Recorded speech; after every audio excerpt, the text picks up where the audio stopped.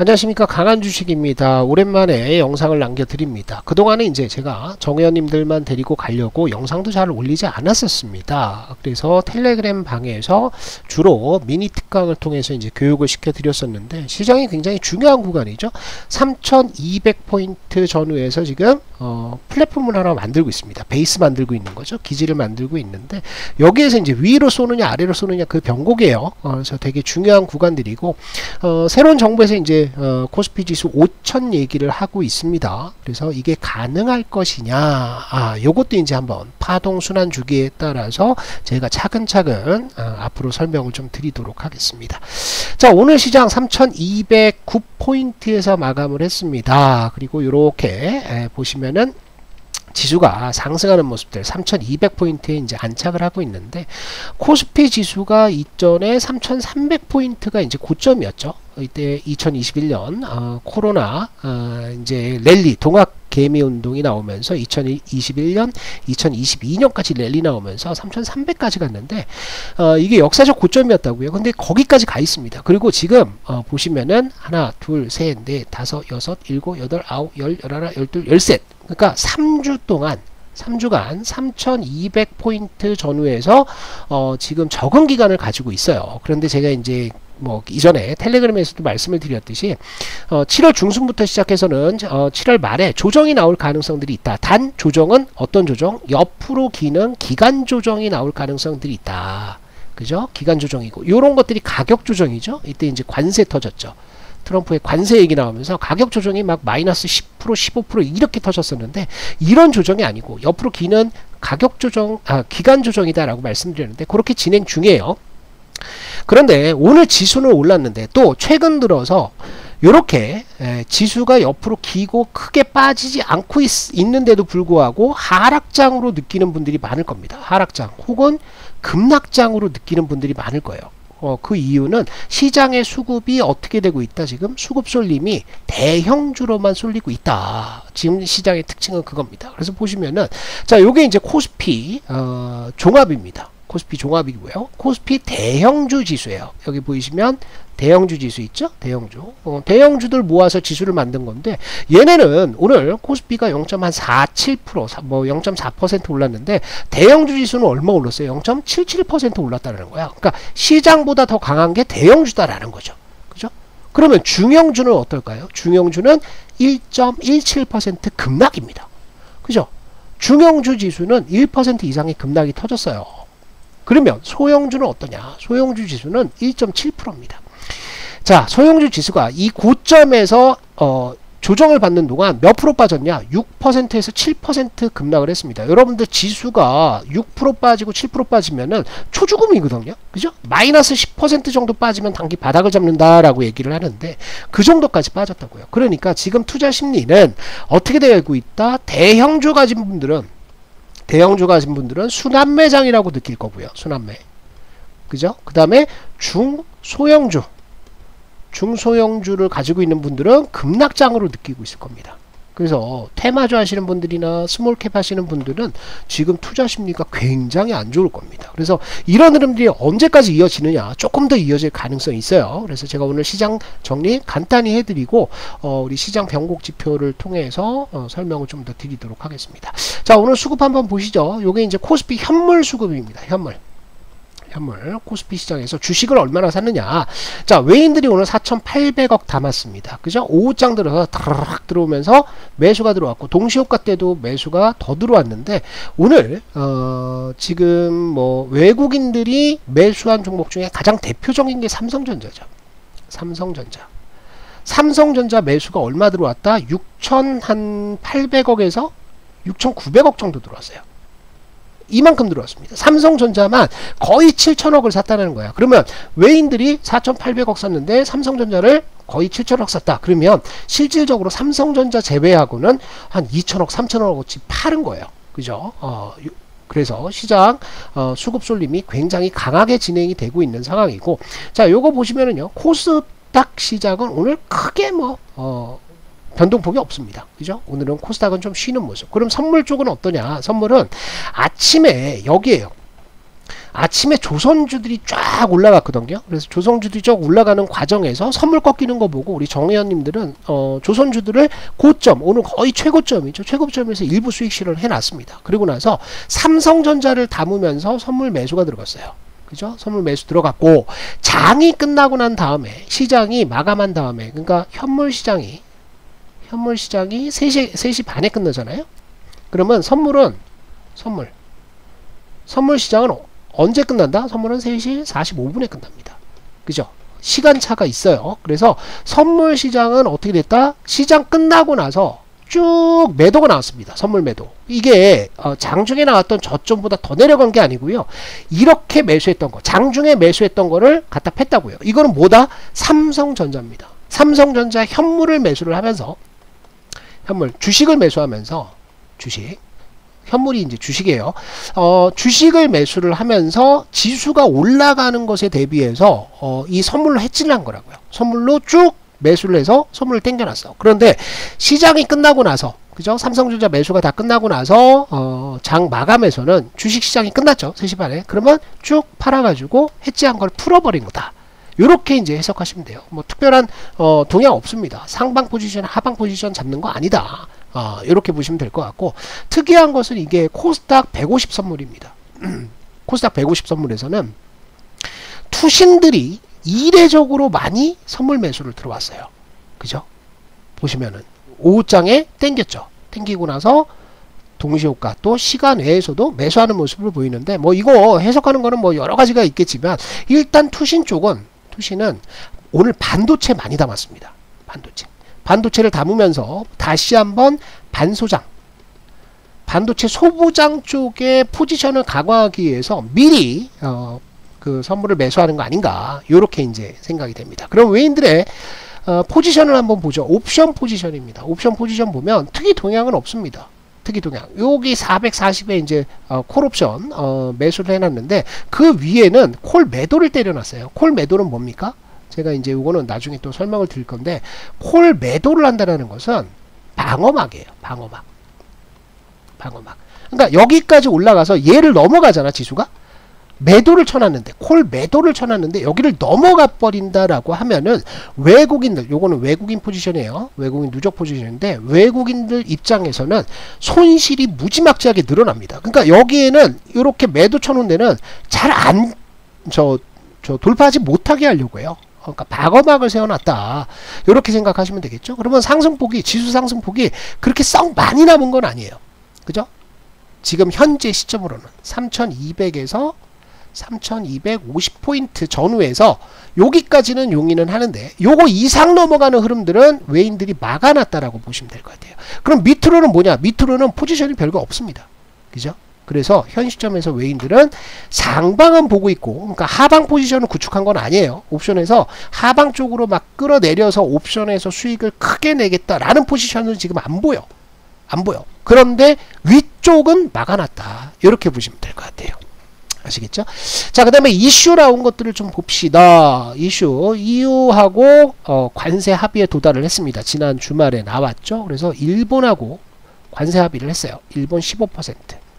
그 다음에 EU도 15%. 뭐 세부적으로 들어가면 이제 철강, 알루미늄은 50% 그대로 유지입니다.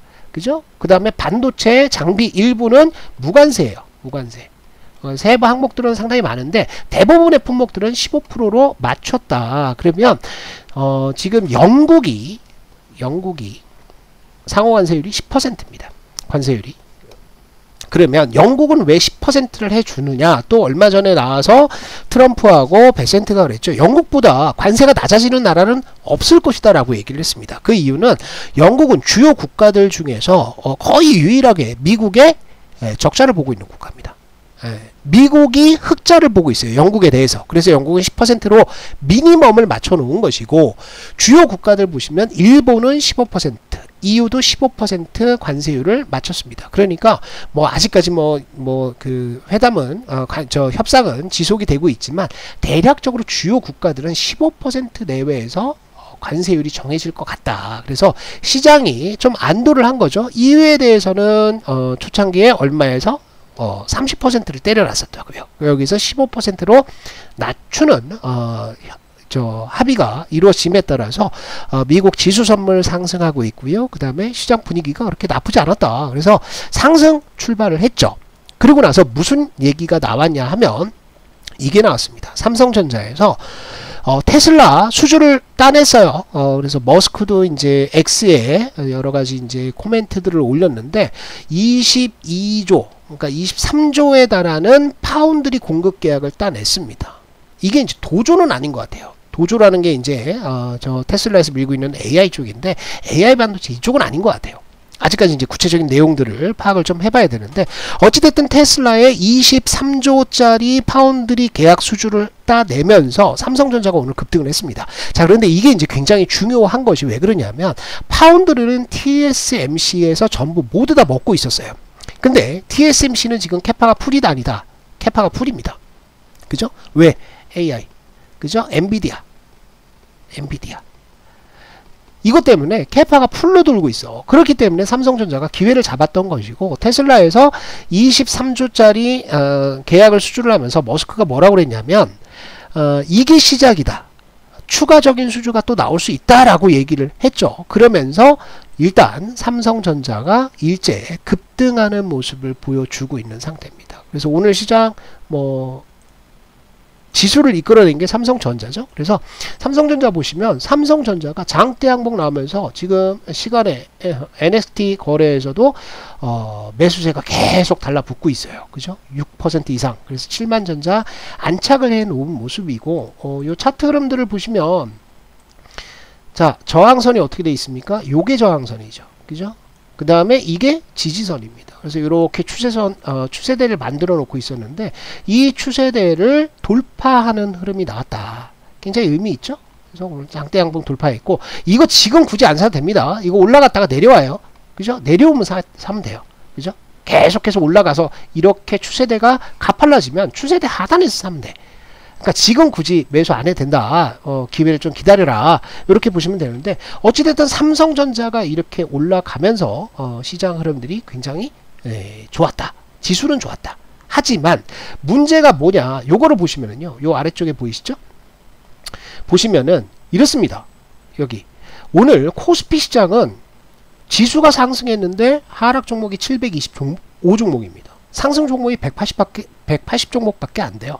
코스닥은 더하죠. 코스닥은 하락 종목이 1138종목, 상승 종목은 487종목입니다. 그러니까 올라가는 종목의 수가 3분의 1밖에 안 되는 시장인 거야. 아까 제가 그래서 업종지수 보여드렸죠. 그래서 업종지수 보시면은 일단 지금은 이런 대형주들만 올라가고 있다. 이렇게 생각하시고 중소형주 갖고 있어서 나 소외된다, 열받는다, 포모 온다 라고 하시는 분들은 시간을 좀 기다리시면 됩니다. 그래서 지금 삼성전자는 굉장히 중요한 구간에서 돌아섰다라고 말씀을 드리는데 왜 그러냐면 자, PER 밴드가 있고 PBR 밴드가 있어요. 그런데 이제 삼성전자는 PBR 밴드로 보는 게 더 낫습니다. 자, PBR 밴드 보시면 PBR 밴드 여기서 돌리고 있어요. 이게 1배 미만이거든. 지금 1배 미만에서 차트가 돌리고 있는 거야. 그러니까 PBR 밴드로 보면은 바닥입니다. 그러니까 여태까지 삼성전자가 PBR 1.0배 PBR 나중에 이거 모르시는 분들 초보분들을 설명드릴게요. PBR 1.0 여기가 이제 저점이었다고. 근데 이게 깨졌어. 작년까지 해가지고 막 그 HBM 실패하고 삽질하고 뭐 그 파운드리에서 뭐 철수하고 이러면서 이게 깨져서 0.8 몇 배까지 내려갔었다고요. 그죠? 그리고 나서 얘가 올라오면 PBR 1.0이 저항이 됐었어. 저항. 그러니까 올라오면 두드러 맞고 올라오면 두드러 맞고 했던 거예요. 그죠? 그런데 지금 23주짜리 계약이 나왔고 그래서 요 그 파운드리 쪽이 살아난다라고 친다면 그러면 요 PBR 1.0이 저항이 아니라 이제 지지선으로 다시 바뀔 가능성들이 있다. 이렇게 보시는 거예요. 그래서 PBR 보시면 이렇습니다.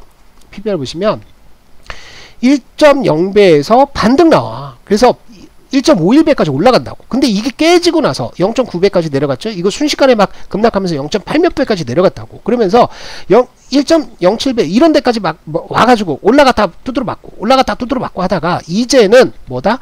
여기가 저점이 될 가능성이 있다. 그래서 삼성전자 가지고 계신 분들 8층에 사람 있어요, 9층에 사람 있어요 라고 하시는 분들은 기다리시면 된다. 이렇게 보시면 될 것 같아요. 자, 그리고 우리 정방에서는 삼성전자를 가지고 있느냐? 삼성전자를 가지고 있지는 않습니다.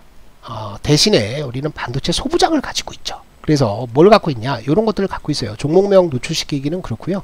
오늘 요 두 종목이 삼성전자 밸류체인입니다. 삼전 파운드리 밸류체인 종목이에요. 체인 종목이 여기 들어가 있는 거예요. 그죠? 그래서 오늘 삼성전자 뭐 7%까지 오르고 그랬지만 우리는 뭐 10% 이상의 급등이 나오면서 시장 대비 선전을 하고 있다.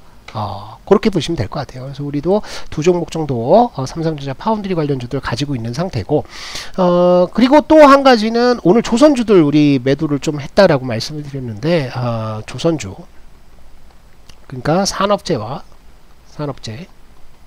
그 다음에 자본재, 이쪽으로 이제 포트를 구성을 해놓고, 나머지 이제 뭐 바이오 조금 뭐 이렇게 이제 포트를 구성을 해놓고 있는데, 일단 시장이 소형주 지수가 1.7% 급락하고, 그죠? 그 다음에 중형주 지수가 1.4% 급락하는 것 치고는, 그죠? 치고는 그나마 선방을 하고 있습니다. 이제 돌아서게 되면, 시장이 돌아서게 되면 더 재밌는 장이 나오겠죠. 그죠? 그런데 제가 이제 기다리다라고 말씀을 드리는 이유는 이거예요. 제가 이제 요거는 우리 회원님들께 공유하는 지표입니다. 요거 제가 만든 지표인데 시장 변곡 지표라고 얘기를 해요. 그런데 이 시장 변곡 지표를 보면 요게 이제 그래프죠. 그죠? 요게 이제 시장 변곡 지표야. 그러니까 오실레이터야. 올라갔다 내려갔다. 뭐 RSI, 제가 좋아하는 RSI 지표처럼 올라갔다 내려갔다 하는 거야. 그런데 얘가 어느 수준까지 올라가면, 그죠? 어느 수준까지 올라가서 이게 과열이다라고 하면 떨어진다고. 그죠? 과거의 흐름들하고 비교를 해봐요. 그러면 지수가 쉽니다. 여기 쉬잖아. 그죠? 올라가서 과열해서 얘가 빠지면 쉬어버린다고. 그죠? 얘가 고점에서 꺾이면 쉬어버린다고. 박살나버리는 거죠. 그죠? 그런데 요런 흐름들이 어떻게 나오고 있느냐. 자, 요게 이제 관세 협상 터지고 작살이 났었던 거죠. 그래서 올라갔다가 내려오는데, 내려오는 구간에서 올라갔어. 그럼 얘는 뭐냐? 이거는 한국만의 이례적인 상황입니다. 뭐 행정부 정상화. 요게 이제 영향을 미쳤던 거죠. 이게 무슨 얘기냐? 12월 달에 계엄이 터졌습니다. 그죠? 계엄이 터지고 나서 지수가 쭉 밀렸어. 그죠? 올라갔다가 밀리고 요 관세 때문에 밀리고 그랬는데, 요게 이제 정상화 된 거야. 요게. 그죠? 행정부가 바뀌면서 대선이 치러지고 행정부가 새로 꾸려지면서 불확실성들이 해소가 된 거지. 그랬기 때문에 얘가 내려오는 구간에서도 올라갔다. 그래서 우리 이거 다 먹었죠? 자, 그 다음에 어떻게 된다? 얘가 올라가는 구간에서, 그죠? 그래프가 올라가는 구간에서 폭발적인 랠리가 나왔잖아요. 그죠? 여기까지 랠리가 나왔어. 그리고 꺾이는데, 요때도 제가 기간 조정이다. 기간 조정.